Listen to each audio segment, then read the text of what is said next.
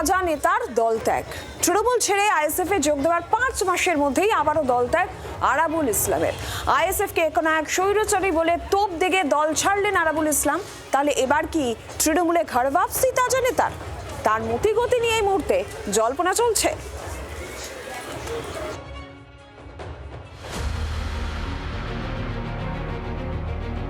ভোটের মুখে তৃণমূল ছেড়েছিলেন, ঘটা করে যোগ দিয়েছিলেন আইএসএফ এ, নতুন দলের টিকিটে ভোটেও লড়েছিলেন, জেতা হয়নি যদিও। 5 মাসের মধ্যে আইএসএফও ছেড়ে দিলেন ভাঙড়ের তাজা নেতা আরাবুল ইসলাম।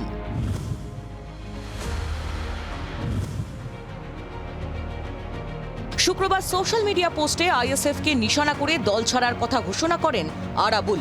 পোস্টে তিনি লেখেন, আইএসএফ এর স্বৈরাচারী এবং একনায়কতন্ত্রকে আমি ধিক্কার জানাই। আইএসএফ এর লুম্পেন বাহিনীর হাতে ভাঙড় জুড়ে যেভাবে মানুষের উপর অত্যাচার অনাচার নেমে এসেছে, তার বিরুদ্ধে প্রতিবাদ জানিয়ে এই দল থেকে আমি পদত্যাগ করলাম।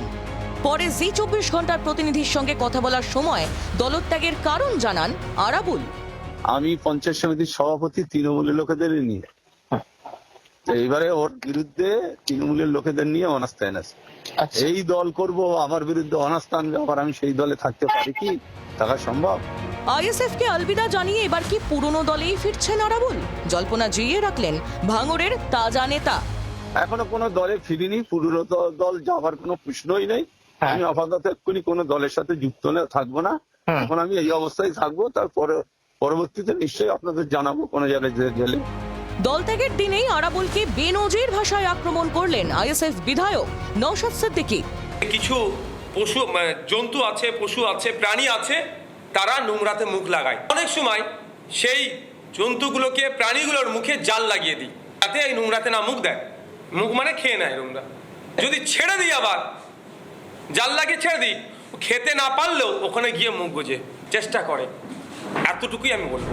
কখনো তৃণমূল, কখনো আইএসএফ, ভাঙড়ের রাজনৈতিক জমি ধরে রাখতে দল বদলকেই অস্ত্র করেছেন আরাবুল।